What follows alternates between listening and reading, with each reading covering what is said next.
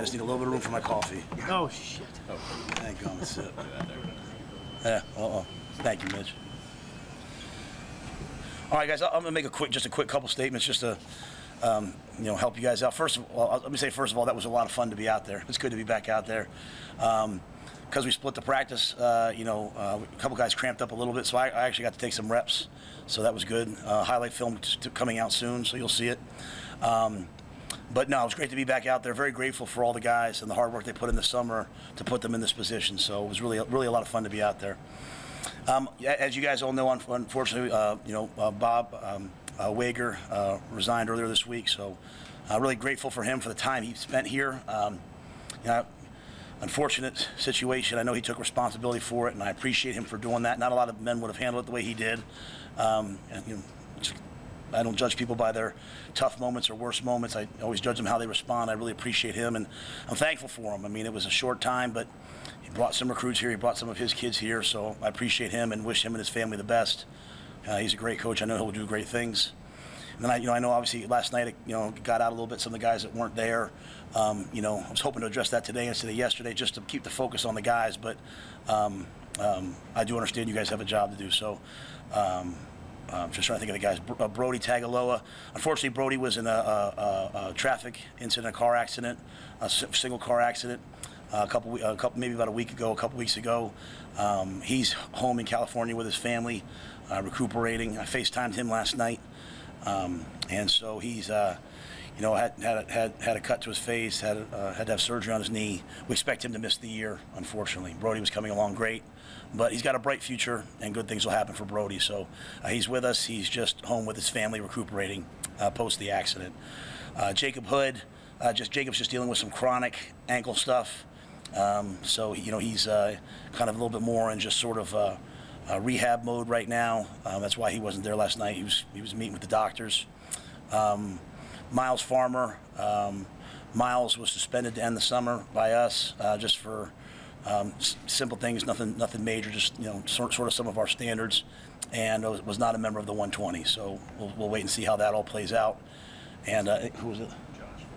And then Josh Fleeks reported yesterday and was significantly over his weight, so he was sent home to make his weight. So we'll wait and see how Josh does. So with that, that should be about all the housekeeping. Maybe there's a couple other things you guys have. Let's see what questions you have. Will you replace anybody will you hire somebody to replace Josh Martin? Yeah, we've talked about it. We don't want to move too quickly. I mean, I don't want to. I always say hurry up and wait. I don't want to rush. But Ed's been doing this a long time, and now he actually has Josh now helping him on the field. So it's a little bit of a blessing in terms of special teams wise. Whereas Josh before couldn't talk, now he's able to out there and coaching the punt team with Ed. So, but we'll probably at some point, whether it's someone internally, we'll probably hire somebody. How rare is it to have a guy though like him that already has Division I position coach experience, is kind of waiting in the wings on the staff? Yeah, when we first hired Josh, I remember one of the analytics companies, sending me signing hey, great hire and all the things he had done, and we've just been nothing but impressed with Josh since then. We've had Christian Ellsworth in that room, and Christian's a really talented young coach, so it's kind of been a blessing to have him in there. But Josh has done it. He's done it at two places. He's had guys go on to the NFL, and I went out and watched his Indy today with the young guys, and you could tell he's been coaching a long time. So our whole plan and kind of building the staff a little differently than maybe it's been done here before was having a bunch of guys waiting in the wings. So as guys have opportunities and move on, or unfortunately in a situation like this, we have guys here. We don't have to go out and hire someone new. We can go out and hire guys within the organization that that know our systems and understand our way of life. Matt, can you speak to the structure that you use today with the young guys and what the benefit of that is for you as players? Yeah, you probably remember way back when I was a player, we reported and we had 5 days, freshmen had 5 days, and so I don't remember who I took it from. Maybe it was Willie Taggart or someone along the way, and so every year's been a little different, Mitch. Some years we don't have a big freshman group and we haven't done it, or sometimes it's 4 days, sometimes it's 3 days, but you can even kind of tailor the play calls for them. So we were able to be a little bit slower with them, a little bit more methodical with them, and there were some older guys that came down just to get reps, but the most important thing to me is reps. As I told the young guys at the end, a lot of places in the country, the freshmen showed up and they got 5 reps in practice today, but our guys all got 40. So it's just it's just kind of what Coach Osborne told me, like, make sure they all get reps. And it's a little bit of a strain on, the coaches and the staff because, you're having to be out there for a little bit longer, but, it's fun. And it's good to see them, their personalities, right? You see Chubba now goes from being kind of one of the young guys. Now Chubba's the vet out there leading that third offense. And you see guys, you see the guys as freshmen sort of start to, who's the leader, who's got some juice to them. So it's really good to see. I got to tell you, I'm really happy with the young group we have, the freshman group. Like, they are fast. I mean, they are really, really fast. Their movement skills, Ed and I were talking out there, like our special teams, it's going to be a battle to get on those special teams because we have a lot of guys who can really run and move that want to play. How exactly was it divided up then? How did you make the split? Yeah, we tried to divide it as close to half as we could, right? So if we had, I'm trying to think of like we divided the wideouts. I think we divided them like 9 and 8 or 8 and 8. So it wasn't only the young guys; just most of the young guys were in the young group. Some older guys had to go down and help out. But for them, instead of running with the second group and they get to run with the first group, right? So we tried to divide it even. We had 18 offensive linemen available today, so we went with 10 in the first group and 8 in the second group, and those guys in the second group just had to rotate through. How was that night one in the dorms? Do you have a roommate as well over there? Oh, I don't have a roommate. No one wants to room with me. I'll be honest. First of all, I'll say this: like, the dorms are really nice. Okay, like I was kind of hoping for like a little bit more of like a cot. No, when they had air conditioning, I was like, this doesn't count. But so credit to University Housing. It's really a pretty place. And I'll just say I really appreciate, and I really mean this, the housing people because they've bent over backwards to help us. And I love it. Now, I'll say I'm cheating, okay? I have married housing over there, or like the RA's room. So I have a little bit nicer room than some of the ones I saw on social media yesterday, so I feel a little bit bad, but not that bad. But yeah, it was really nice. It was so much fun this morning to kind of wake up and just walk over there and walk through East Stadium and come right to work, man. It was pretty cool. How many people are in the dorms right now? Well, so even some guys that are like, some guys are not in the 120, like Buford and Mashachek and those guys, but they're here rehabbing. So we probably have like 125 players, maybe 124 players. Our entire strength staff, so whatever that is, 8, because it's including the interns, and then all the coaches, except I told our 2 coaches over 60 they did not have to stay, Ron Brown and Coach McGarry. They might be staying in there, I don't know, but I told them they didn't have to. And then a couple trainers and an ops person. So we probably have 160 people in that dorm. Why is it so important to you to do that? Well, I want our whole team to get comfortable being uncomfortable, right? Like they're not allowed to leave campus without permission. Like we told them, like, don't tell me your dog needs walked or like you're here. So I think for me, it's like we just have to get comfortable with new things. But more importantly, like we're trying to build brotherhood, right? And so we're trying to build the sense of common purpose by getting to know each other. So having those guys over there, Gus and his people put a bunch of board games and cards, hoping that they'll maybe get off their phone and talk to each other. And then, we don't just play for ourselves. We don't just play for the football team. We play for the University of Nebraska and the state of Nebraska. And so returning to the heart of campus to me is really important. So I think it's that. And so it kind of divides camp up, right? You're in the dorms for 2 weeks. Then you have a week of kind of being at home coming in. Then school starts, and then we have 10 days before the first game. So sort of this 2-week grind. And, I thought the dorms would be a little bit harder. They're pretty nice. What's the timeline on Farmer in terms of like what you want to see from him and how quickly could you theory get back? I don't know. It's just kind of day by day, like I said, I love Miles. He's a competitive kid. It's so hard when you have a new coach, right?